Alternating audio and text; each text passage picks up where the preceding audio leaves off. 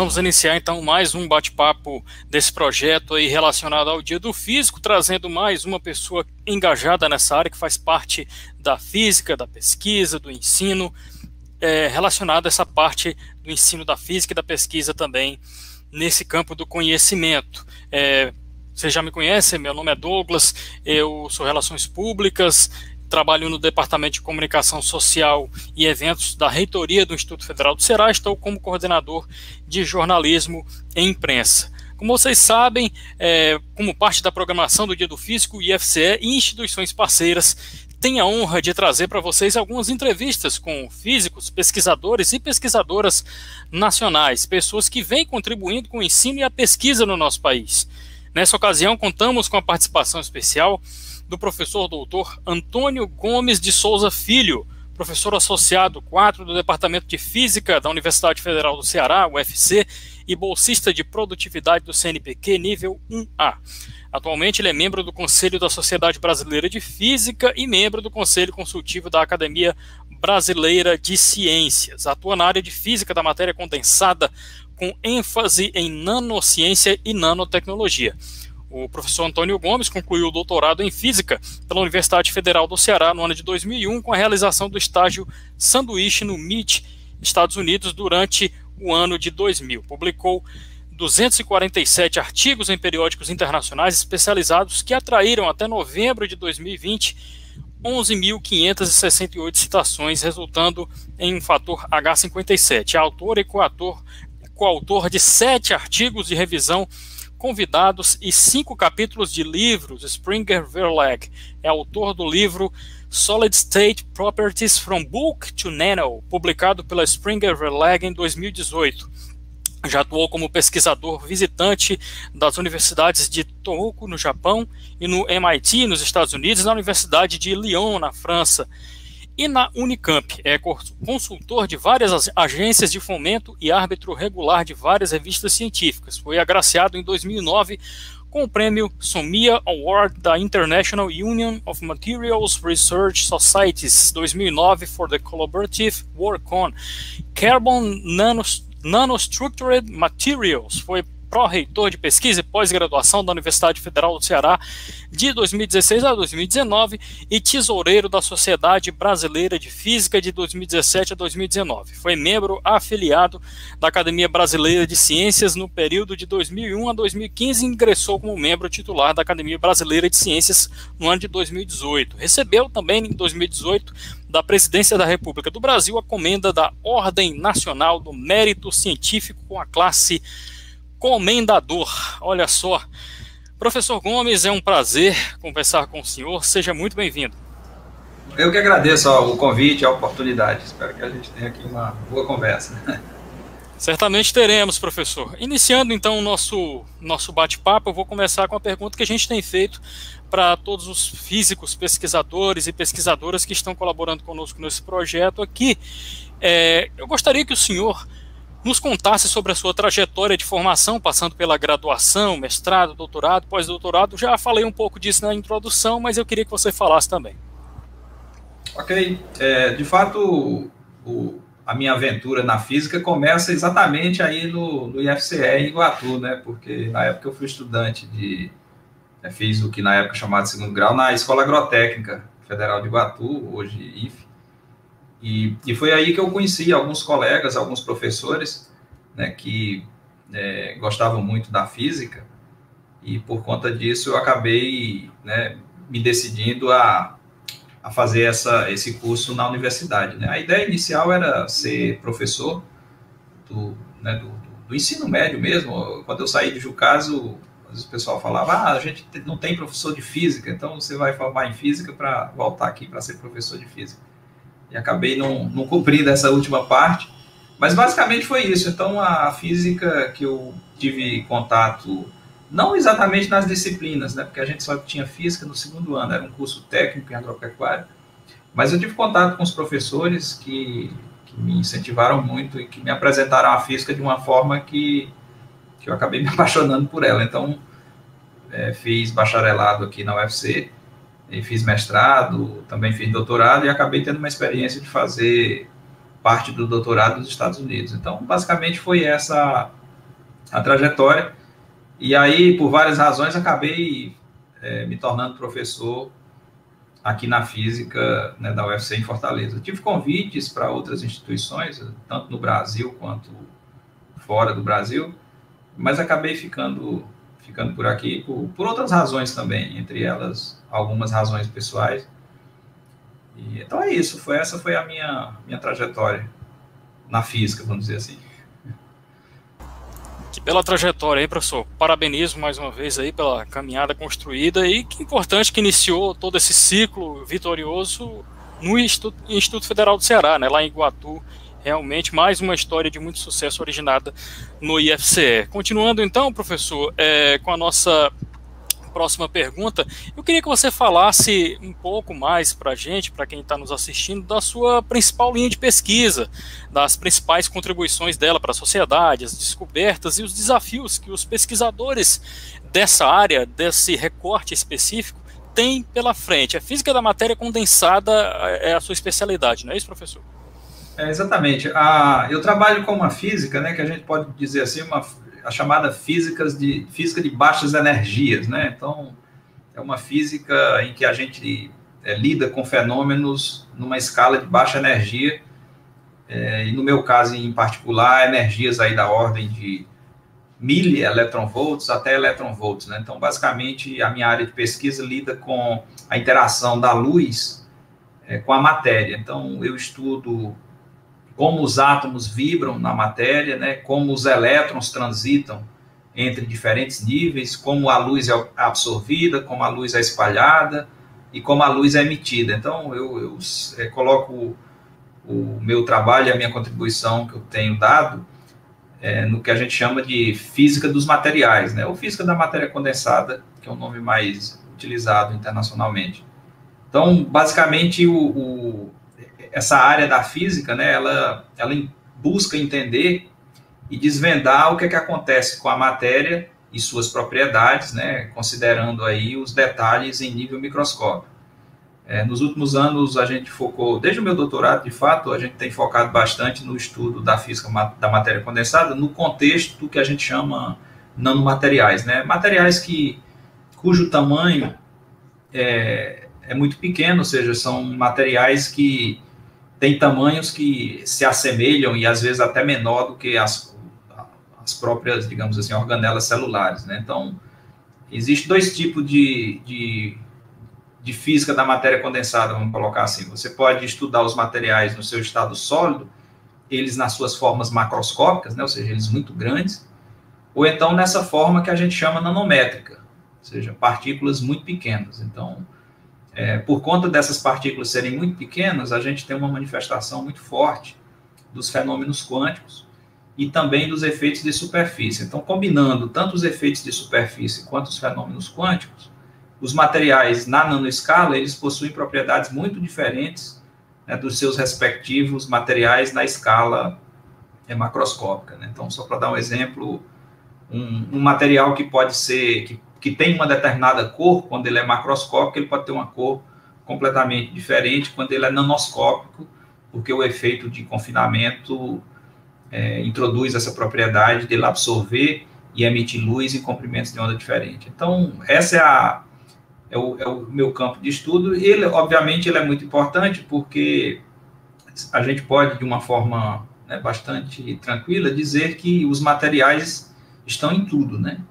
É impossível a gente imaginar o que a gente usa, né, desde qualquer que seja o utensílio, passando até mesmo pelos medicamentos e por que não, também pelo próprio alimento, né? Hoje o material está em tudo. Então, você precisa de material, por exemplo, para dispersar um ingrediente ativo de um determinado fármaco, você precisa de material para fazer uma embalagem que vai ser mais eficiente para evitar a troca de oxigênio e assim proteger mais o alimento, como a gente precisa também dos materiais com alta performance, tanto em termos de emissão de luz, quanto também de condutividade, para usá-los em eletrônica, para usar em óptica e na optoeletrônica de uma forma geral. Então, a área que eu trabalho, ela é uma área de pesquisa básica, né, onde a gente investiga como é que é a dinâmica, né, dos materiais e daí a gente conclui, baseado em experimentos e modelos,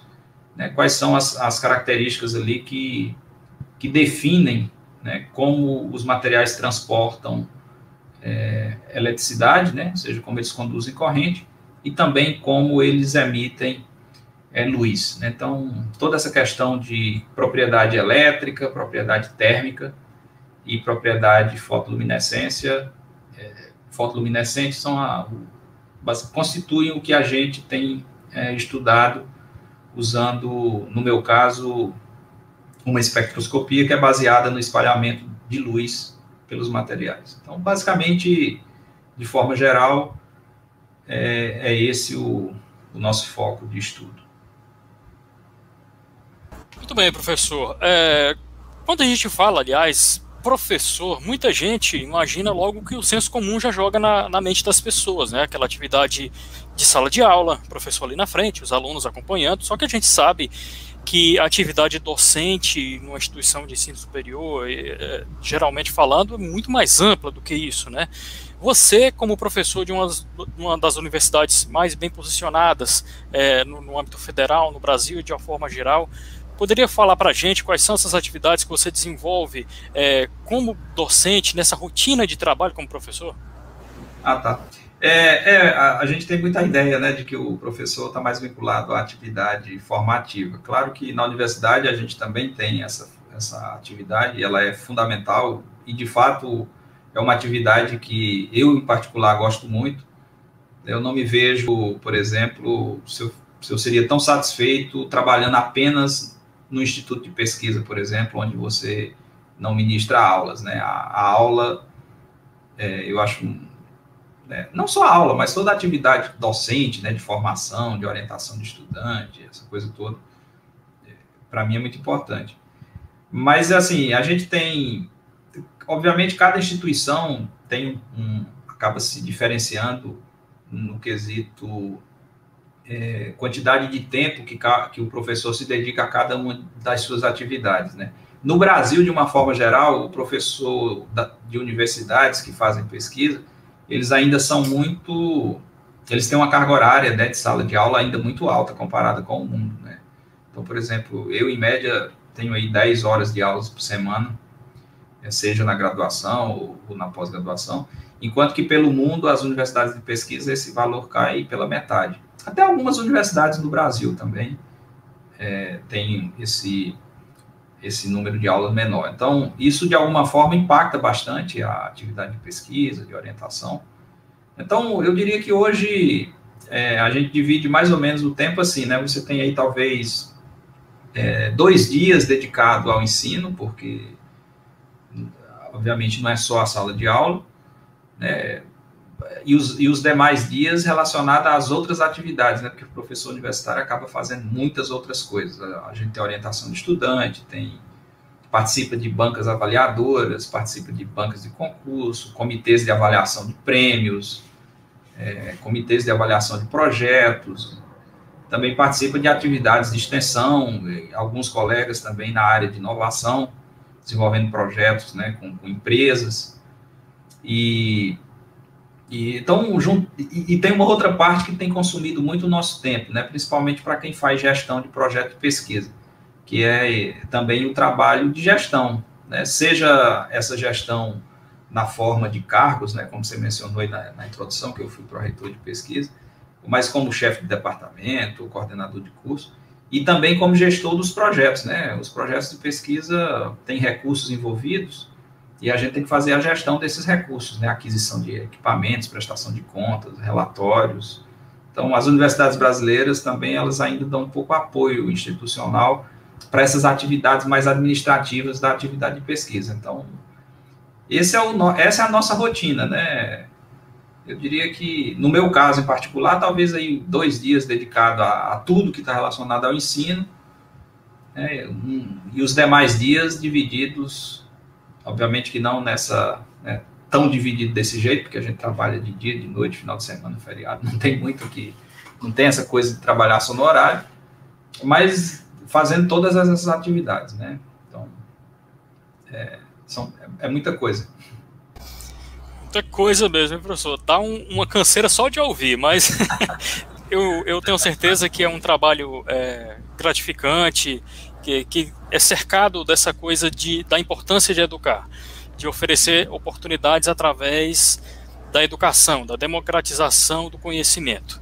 E o trabalho de quem lida com a educação é cercado desse espírito, tenho certeza. Professor, vamos nos encaminhando aí para o final do nosso bate-bola muito rápido. O ideal é a gente ter muito mais tempo pela trajetória que você tem, pela história que você construiu. E é com base nessa história que nós temos aqui a nossa última pergunta, né? O senhor veio de uma família humilde no interior do estado do Ceará.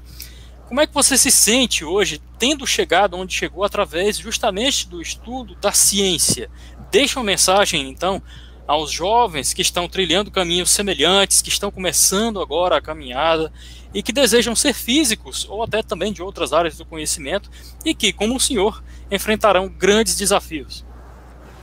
Nossa, essa é uma boa pergunta. Eu costumo dizer, quando me fazem pergunta similar, que eu fico muito satisfeito por ter tido ao longo da minha vida sido beneficiário de várias políticas públicas, né, de educação. E eu acho que esse é o grande ponto, né? A gente conta sempre com a ajuda de pessoas que cruzam o nosso caminho, a gente sempre conta com a nossa própria vontade, né, a nossa capacidade de não desistir, mas tem algo muito importante que realmente é muito potente, porque é capaz de transformar não a vida só de apenas uma pessoa, mas de muitas pessoas. E isso se chama políticas públicas, né? Então, a minha vida inteira eu fui educado, né, sempre por instituições e políticas públicas, né, na área de educação, isso aí até, né, vamos dizer assim, o nível médio. E depois que cheguei na universidade, também fui beneficiado de políticas públicas de educação e de ciência, né? Porque além de ter tido a oportunidade de fazer universidade pública, também tive a oportunidade de ter a residência universitária, que foi fundamental, porque como eu não tinha recursos para pagar moradia em Fortaleza, e era do interior, precisava de um lugar aqui para morar. E a política de assistência estudantil, naquela época, me deu a oportunidade de frequentar a universidade, né? Tanto a residência universitária quanto o restaurante universitário. Eu fico muito feliz quando eu olho toda essa trajetória, né, que no meu caso já tem aí 30 anos, aconteceu aproximadamente 30 anos atrás, e hoje eu vejo que as nossas instituições, né, se capilarizaram, ou seja, quem mora no interior já não precisa exatamente vir para a capital, pode fazer bons cursos próximo de casa, e as políticas de assistência estudantil também, né, se ampliaram. Então, isso foi uma conquista muito importante, e eu sempre falo, sempre dedico parte do meu tempo também a defender e a valorizar esses avanços que a gente teve nos últimos anos da educação superior, em particular, no nosso Brasil, né? Então, a minha mensagem que eu sempre deixo é de que estamos avançando, apesar de todas as dificuldades. Já tivemos um cenário muito menos favorável do que a gente tem hoje. Então, os nossos jovens de hoje, eles são expostos a muitos mais desafios do que na minha época, mas eu diria também que eles têm muito mais oportunidades. Então, que aproveitem bem, né, essas oportunidades, e na medida do possível, não tem só a trajetória, né, de vir para a universidade, mas quem puder frequentar a universidade, que assim o faça, porque é um ambiente muito único, né, e educação, eu costumo dizer que a educação liberta, né, e que a ciência ilumina. Então, quando você junta as duas coisas, é uma transformação da sua visão de mundo muito potente. E no caso da universidade pública brasileira, né, onde se insere a universidade que eu trabalho, o IFCE também, é uma instituição muito especial nesse Brasil, né, tão desigual, e que precisa avançar muito. Eu costumo dizer que é o único lugar do Brasil onde todos os Brasis se encontram, onde todo mundo acaba sonhando junto, e assim a gente tem mais chance de ter um futuro melhor para todos os brasileiros. Então, essa é a mensagem que eu deixo para todos. É possível trilhar esse caminho, basta ficar atento às oportunidades e aproveitá-las, né? Eu jamais pude imaginar que início da década de 80, né, eu estava ali raspando terra seca aí no sertão, e 3 décadas, né, 2 décadas depois, eu estava tendo a oportunidade de frequentar os laboratórios, né, de uma das melhores universidades do mundo, e hora ou outra assistindo palestra e aula de premiados com o Prêmio Nobel e coisa desse tipo. Então, é muito difícil imaginar que outra coisa que não seja a educação, e no meu caso a educação em ciência, seja capaz de fazer isso, né? Então, como é que, ou seja, talvez nada seja tão potente para ampliar os nossos horizontes de forma rápida, né, e de forma muito interessante e muito qualificada. Então, é uma verdadeira ampliação de horizonte, não só na questão geográfica, mas principalmente na visão de mundo e no aspecto cultural. Muito bem, muito obrigado, professor, por aceitar o nosso convite, participar desse bate-papo, dessa conversa que nós tivemos sobre física, sobre ciência, a importância da educação e sua trajetória profissional. Parabenizo mais uma vez pelas suas conquistas, sem dúvidas é uma inspiração para muita gente, não só do IFCE e da UFC, como de todo o Ceará e de todo o Brasil. Nós conversamos então com o professor Dr. Antônio Gomes de Souza Filho, professor associado 4 do Departamento de Física da Universidade Federal do Ceará e bolsista de produtividade do CNPq. Professor, valeu, até a próxima.